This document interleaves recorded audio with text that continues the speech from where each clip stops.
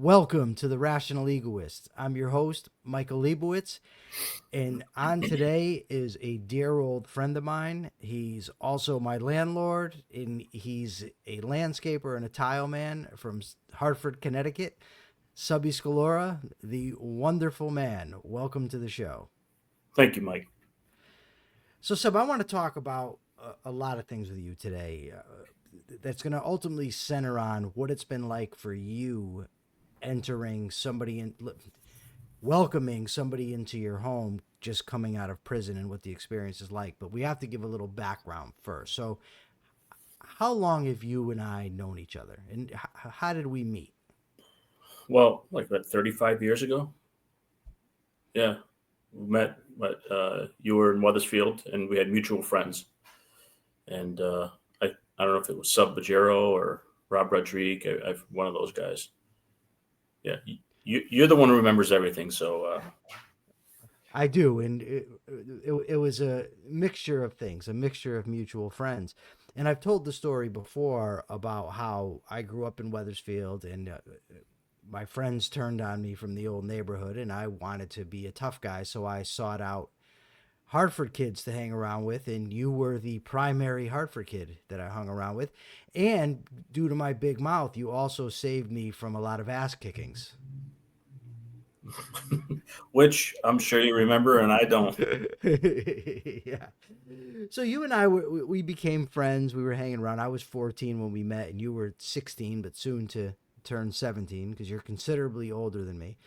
But I just, as I progressed in life and got older, I became what was not a very good person. So just give a description of how I was when I was, say, 18, 19, and 20 before I entered the prison system. So it's it's kind of a loaded question because once you started to go down this rabbit hole of I don't know, you were doing some pretty nasty things, and you were always good to me. You were always kind to me and kind to a lot of the people that were kind to you. But when it came to anything outside of that, you were out of control. Um, so, yeah, you were definitely a loose cannon, and not anyone that uh, somebody should just cross. And I remember one time in particular where there was somebody in the neighborhood who was somebody who you wouldn't want to cross. And once they crossed you and they realized just how dangerous you were, they had a holy shit moment. And so when I even saw that, I was like, wow, like I can't believe just how much Mike Liebowitz is feared by people who are normally feared. So I don't know if that really answers the question, but the tough guys in my neighborhood were scared of you because they knew what you were capable of doing. So I end up in prison, and at first we were in touch, but then we lost touch. So during the period in which we lost contact, what was going on in your life? Well, I moved to Florida to get away from Hartford. I came back. I met Laura, my ex-wife. We had two children, got married, not in that order. Moved to Arizona for a few years. Came back, and uh, I don't remember. We came back in 2002, but I think was it maybe 2004 when you reached out to me again? I think It was later than that. And actually, I'd been told by mutual friends that you had been working on a letter that you were writing to me. And this was maybe in 2004 or 2005 that I was told this. And you sent me the letter a couple years later, maybe 2006, 2007. I'm not really sure. was it a long letter because that's a long time. It was a long letter, and it was a nice letter. And then we began having contact again, not regularly, but somewhat regularly. And then my mother was going through a really rough patch, and you had been reaching out to my mother, and she was just so happy, and she would say to me, "Oh, Subby's such a good guy. He's so kind to me, and you're really nice to her." And then my mother committed suicide. That was in 2008. And from that point on until today, you have been an absolutely amazing friend to me. You've been there for me nonstop. And that's including the 14 years of that I was incarcerated. I mean, you would send me books, call people for me, take care of things for me, help me get my lawyer, help me get out of prison. But from your perspective, what was it like having a friend that was incarcerated? And just to make it clear, it's not just like you had a friend that was incarcerated that you talk to on a semi-weekly basis or some such thing. I mean, you stepped up in a major way for me. So what was that like for you? Well, what I could say, it was easy. You made it easy for me. So I remember the day your mom committed suicide. She called me, and she said she needed help, and my family and I, we were on our way to Washington D.C. And once I found out, I was heartbroken, because I know that if I could have helped your mom while in Connecticut, that I would have dropped everything to go help her. So, but you made it easy for me to be a friend. So when I got into trouble, and I started to change my life around, I moved in with you, and your parents, as dysfunctional as they were really, really kind to me, and never try to get me to do something that was immoral. Now, you're going back in time. Now, this is Right, before right, I was incarcerated. right. Okay. So we fast forward. You got arrested. I just remember how good of a friend you were to me before you got into trouble. And there's one story that sticks out. You wanted to go beat up somebody, and there was like 10 of us. And I said, no, I don't want to go. It was ridiculous. It was, for what? And one of our friends said, "Oh, you're a pussy," or whatever, something like that. And you looked at him and you said, "Well, wait a minute. I'm not asking him to go do something nice. I'm asking him to do something horrible." And I remember when you said that, the guy you said it to was like, "Holy shit. I can't believe Mike is saying this to me." And it stuck with me for a long, long time, that you didn't want me to do things that weren't positive for me. You didn't want to put me in a position that was that could have hurt me in any way, physically, emotionally, through the court system, whatever what might have been. So for me to be your friend while you were in prison was very easy for me, because you were a very good friend to me before you, I guess, went off the rails. One of the things that you frequently pointed out to me, and I actually pointed it out to my friend who's still incarcerated today, is when a prisoner calls you, you either have to not accept or basically drop everything to accept the call. It's not like you can just send a text and say, "Call me in 5 minutes," or call back when, things get situated and you're in a better spot. And I have to imagine at times that must have been frustrating for you. Most of the time. You had your timing was always perfect. And thank God for Carlos, who was helping me at the time working. I would take 15-minute phone calls at a time, sometimes 4 or 5 in a row. And it felt like I got nothing done for me. But I knew that though you were in prison, you were in a good place mentally, and that me dropping everything for you was the right thing to do. A friend of mine said years ago, "Never stop forward progress." And I didn't do anything that was hurting me to help you, because my work was being completed, and I knew that what I was doing for you was way bigger than me. So Now, as time progressed, Brent McCall and I wrote the book Down the Rabbit Hole: How the Culture of Corrections Encourages Crime, and you were just an enormous help in getting that book written and published. It couldn't have happened without you. But while it was frustrating, I also would have you running around. I mean, you were, meeting media personalities, politicians, and that's just not what you're into, right? So, what was that like for you to suddenly to step into that arena? so and I know you've done before, as you would now, but I definitely couldn't have done the book stuff without Cassandra, my daughter. Yeah. She was a huge help.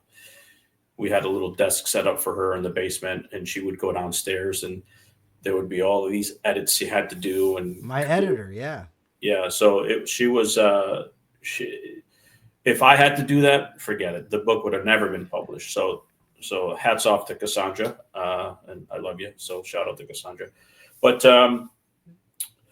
I was definitely out of my comfort zone. I could talk to anybody and with no problems, but it's just to walk up to people or to call people out of the blue and say, "Hi, I'm Subby. My friend Mike's in prison." It just never was a like. Like people look at, what the fuck does this guy want? Like, so it was difficult because people just painted this immediate picture of Mike must be just this horrible person. What is this guy trying to sell me? What kind of scam? So that was the hard part, was really trying to get people to over that little hump. And guys like Senator Suzio, Todd Feinberg, they were great. Those guys were great. So it was difficult until the right people said yes. Then I had some backing. It's like, oh, hey, he's on the Todd Feinberg show. Oh, okay. Now all of a sudden you were like a little celebrity. So it made it easier. But in the beginning, it was very, very, very out of my comfort zone to talk to people about your situation. There were a few examples that strike me from that period of time. The first one was you when the book was finally published, we're going to deliver it to the Commissioner of Correction. So you go Forgot about that. to the Department of Correction in Wethersfield, Connecticut, and they're totally ignoring you, right? Nobody will pay attention to you. They're just brushing you off. And you did something so brazen. It's unbelievable. You go up, they're behind glass, and you go up and you pin the book to the window. Once you did that, what happened? So when I walked in, there was like 4 or 5 people, and it just kind of like, all right, who's this guy, right? And when I told them that you wrote a book about the corrections, the correctional institution and the corruption, all of a sudden everybody wanted to know what was going on. And it was almost like I got like this red carpet treatment, but we want nothing to do with this guy. It's like, who is this guy? Get him out of our lives. It was a very weird dynamic. And so I forgot the woman that came down to pick up the book. But they were kind yet unkind. You know what I mean? It's almost like they were putting on a show, and but they must have heard about the book, and so that was a very. It was kind of disgusting, I guess, to use a word to describe what it was. It was disgusting. So. When you mentioned Senator Suzio, and Brett and I had been very hesitant to get him a book, because he was always on TV talking about corrections. So it seemed like he'd be ideal, but at the same time, we were very nervous about a politician using our book for his agenda and cherry picking what we had to say. And then finally, after a while of not getting any traction with the book, we were both watching the news, and Brent said to me, let's just get him a book. So I called you and I told you I want to get this guy a book, and you said, who is he? And you told me, all right, call me back in a little while. So I called you back in 15 minutes, and you're like, yeah, I'm on my way to the senator's office. And then I called you later on, and you said, oh, they were so nice, and they were, very receptive. They took the book. They can't wait to read it. And that was when things really started to open up. From that, you met Don Pesci, the syndicated columnist here in Connecticut. He wrote a review of the book. And then, even after Senator Suzzio lost his next bid, he stayed involved with me in trying to promote the book. And he recommends this guy, Todd Feinberg, who was the host of the most popular political talk show in Connecticut. And we were trying to get in touch with him, I remember, and there was just miscommunications. And finally I said, you know what, screw it. Let's move on from this and go find somebody else. And I said that to you, and you said, well, Mike, let's just try one more time. And that one more time did the trick. And of course, I ended up a regular on his show for the next 5 years. When that occurred, what was that? How did you experience that all of a sudden, all of your hard work seemed to be paying off in a big way, where your friend now was regularly communicating across the airwaves the ideas that were important?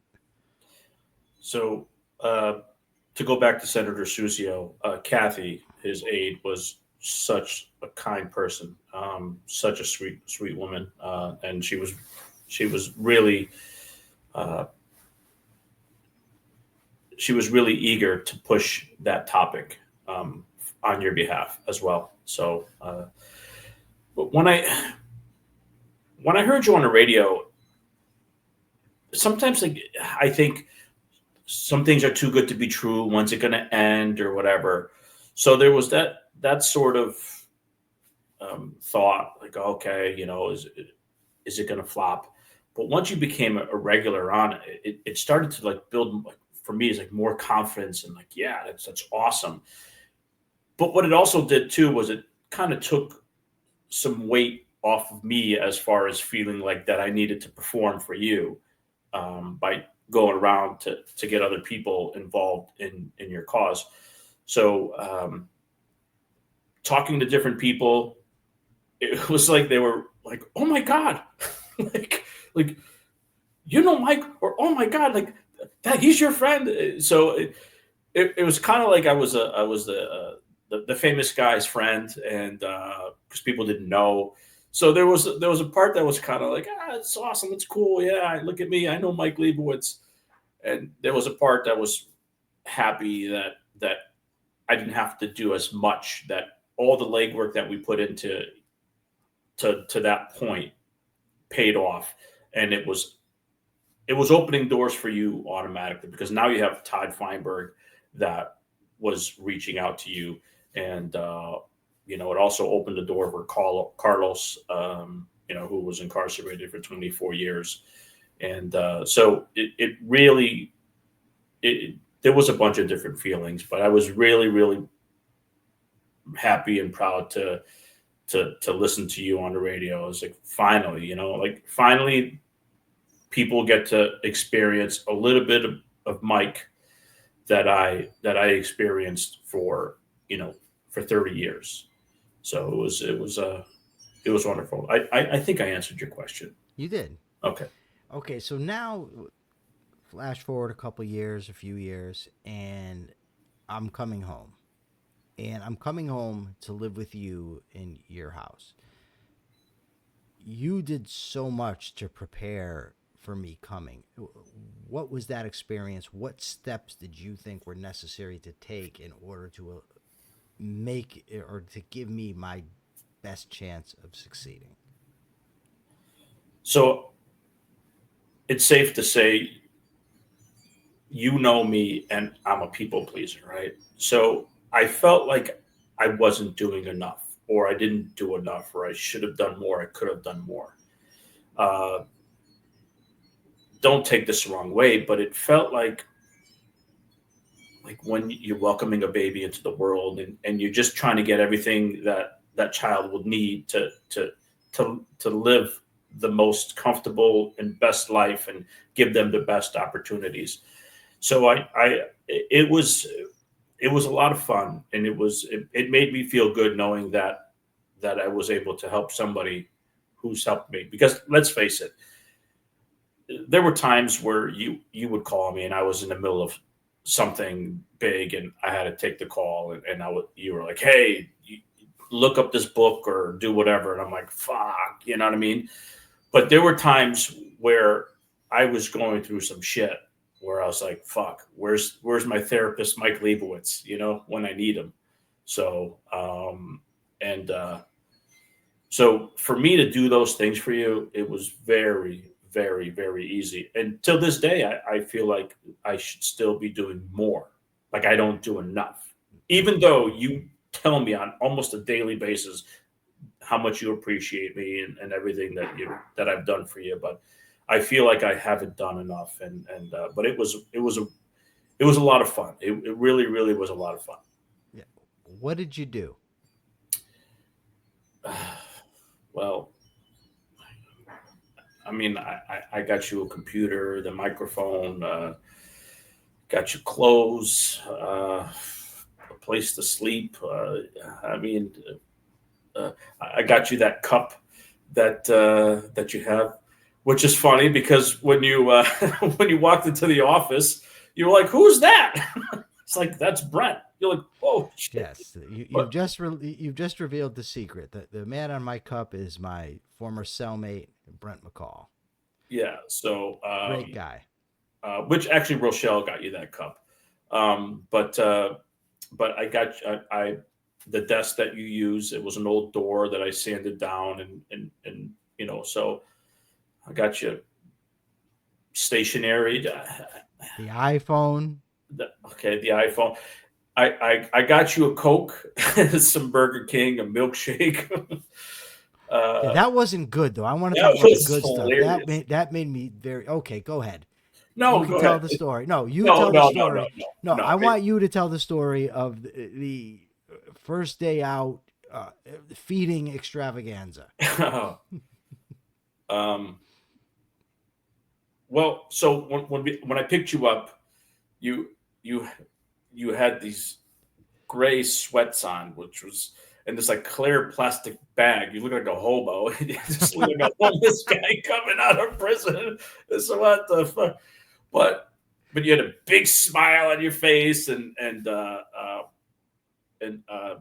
I remember one of the first conversations you've had with somebody out of prison was the gentleman that you saw in the parking lot, who was really happy to see you, and you were happy to see him, and so that was nice to so right off the bat, just to be watching you do that was really cool. But then once we got in the car, you were FaceTimed and my dad, and you were on the phone with Todd, and we stopped for you to see Melissa, and then you were like, all right, I want a Coke and a Snickers or something like that, and we went to the country store in town, and you were like all over the place. So you ate that. I don't remember. Oh, you ate that. Then we came here. You changed. We went to see your sister to go eat breakfast, and then so you ate a big breakfast, and we go next door, and then you had a cannoli. Hold on. You got to slow down.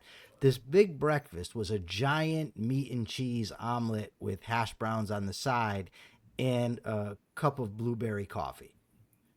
Yeah. So real quick, I think when you got out of prison, you were like 165 pounds or something. I was 160. Yeah. 160. And so you probably gained like 5 pounds that day because you just ate everything. And then we went to Burger King. No, first we went to Sal's next door. Right. That's where you had the cannoli. And I think a slice of pizza. Well, yeah. So you ate like a pig, but I remember when we went to Burger King, you were like, screw it, I want a shake. Yeah. So, And I got the Baconator, well, the giant sandwich, some fries. see, whatever we did that day, like to me, what was important is once you got out, and then the drive after you drank the shake. Yeah, I was Because fine. I was fine after all the food, but then I wanted a chocolate milkshake.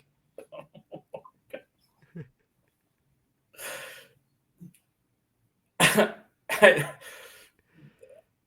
I don't even know what to say, dude. All I know is you felt like shit, and I thought it was the funniest thing because you just ate like everything that came across your plate. Everything that, yeah, sure, give me that. Cannoli, give me that. Pizza, give me that. Oh, yeah, Baconator, give me that. Shake, absolutely. And then you were like, oh no, I feel sick. And so yeah, I don't know how we got here, but that was hilarious. That was Okay, hilarious.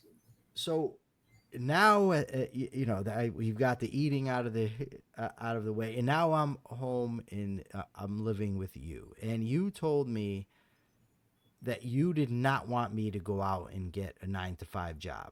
That you wanted me to focus on this, on building the podcast. You said at least for a while, I don't want you to be taking away from that in order, to pay rent or whatever.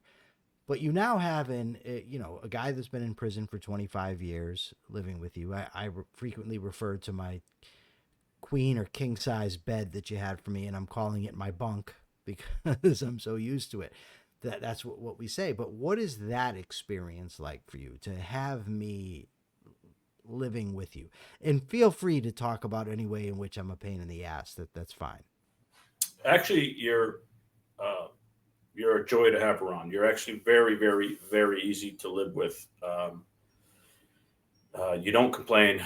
Um, you're not messy. You clean up, you dust, you vacuum. Just so everybody knows. So, Mike, I'll say, hey, Mike, what do you got going on today? So, I have a podcast at 11, but I have to dust, I have to sweep, I got to vacuum, I got to work out, take a shower, and then I got to do a podcast. So, and that's like a regular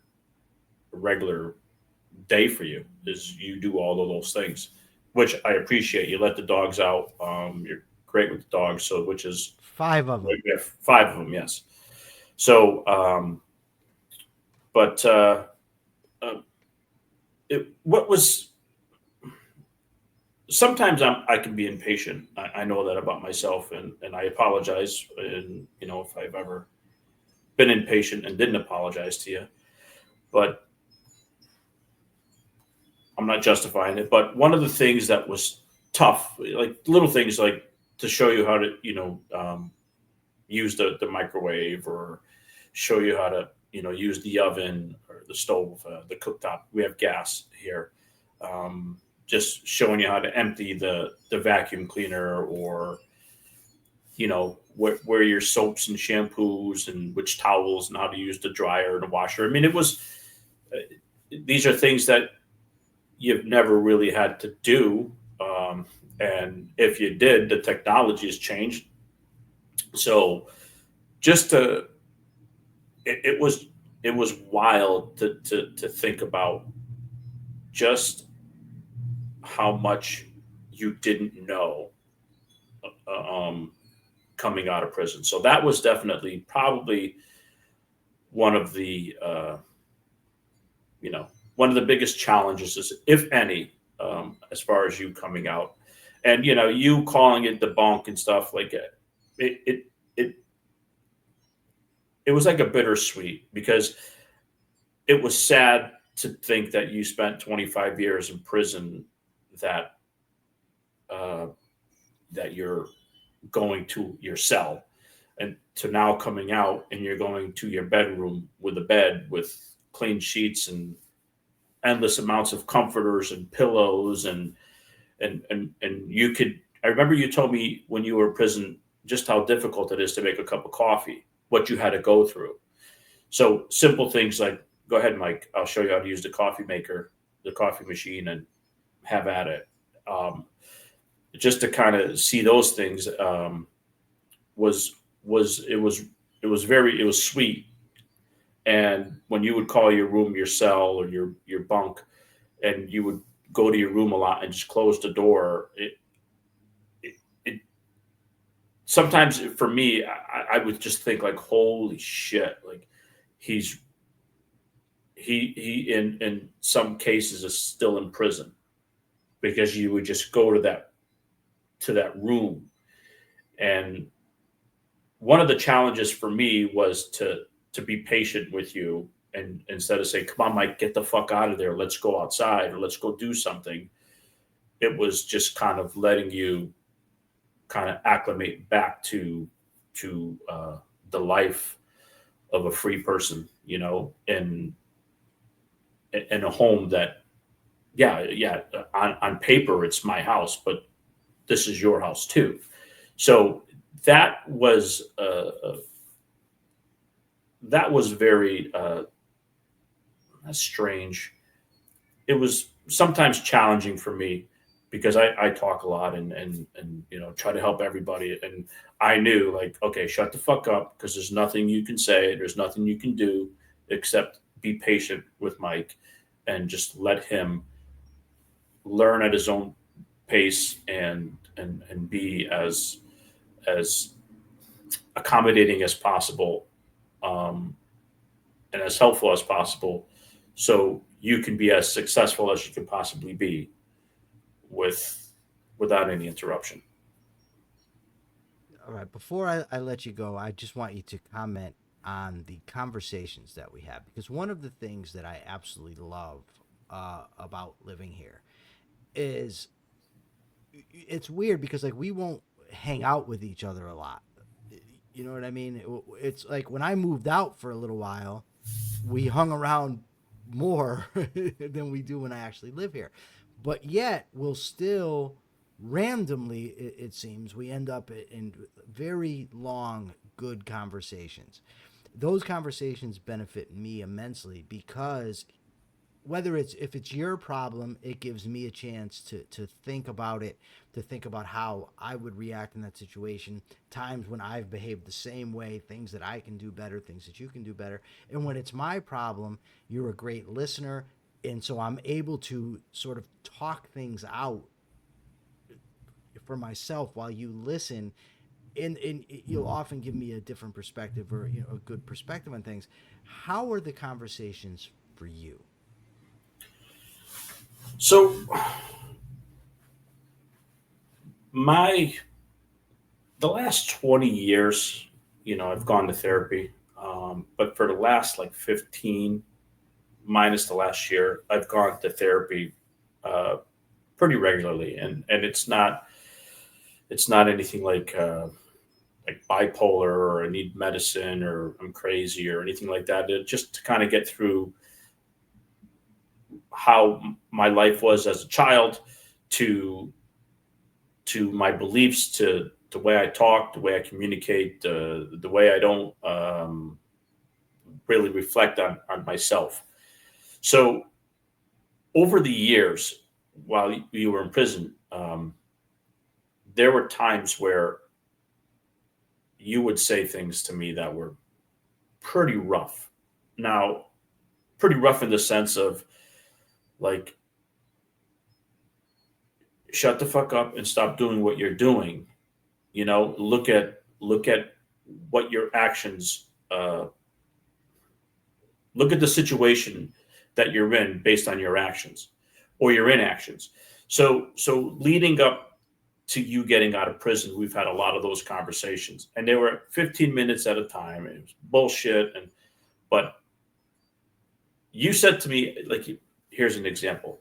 When I said, "Oh, Starbucks is disgusting," right? You said to me, "Listen, is Starbucks disgusting, or you just don't like it?" And I'm like, "Yeah, I don't like it." So when I talk to people about different things,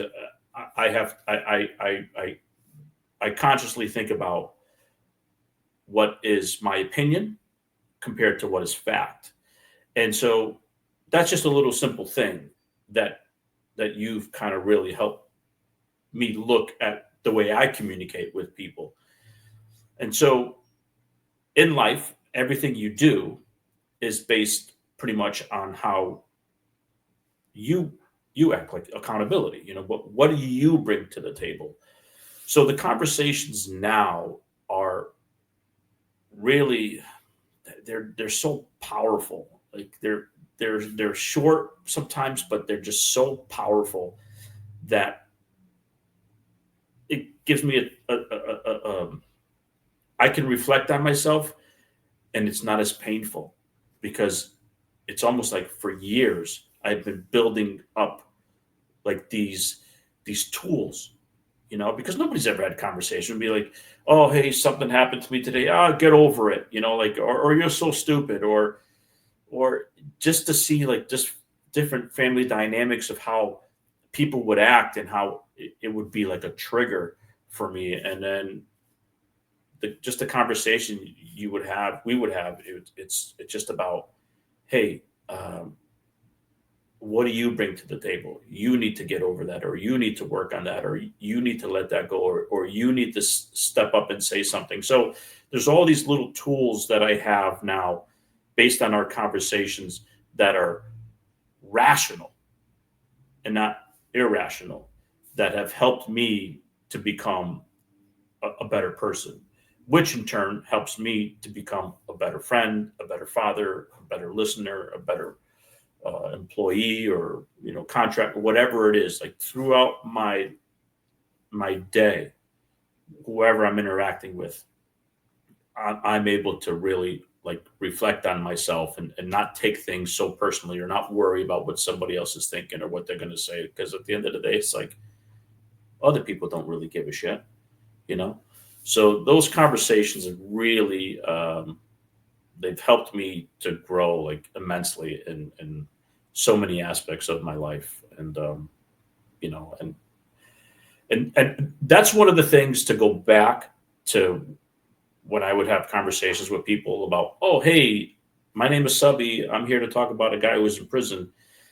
It's like people just look at you sometimes as, oh, this is a guy who, he's a prisoner, you can't trust him, you can't he's lying, like you're just a piece of shit scumbag.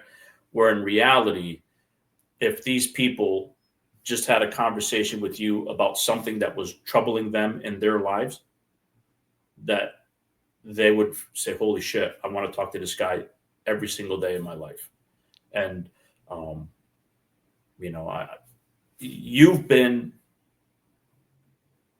easily, hands down, one of the best friends I've ever had in my life, one of the best listeners ever. What best advice given to me was from you. And I can't, I can't sing your praises enough, Mike. You've been an absolute, like, just one of the greatest human beings, and so when I walk away from our conversations, God, I'm so fortunate to have this guy in my life. And sometimes you look and you say, oh, Sub, thank you for everything you do for me. And it's like, yeah, bullshit, dude. Thank you for everything you do for me. You make it fucking easy for me to do things for you. You know what I mean? It's really that simple. It really, really is that simple. Thanks, Sub. When I was 16 years old, you would have been 19 at the time, and you told me, Mike, I can't wait till you get older so that we can have better conversations. Well, Sub, we're older, and I think we have great conversations. Thank you. Yeah, I love you, Mike. I love you too, buddy. Well, we're going to wrap it up with that. For now, this is the Rational Egoist signing out. I'm Michael Liebowitz. Till next time.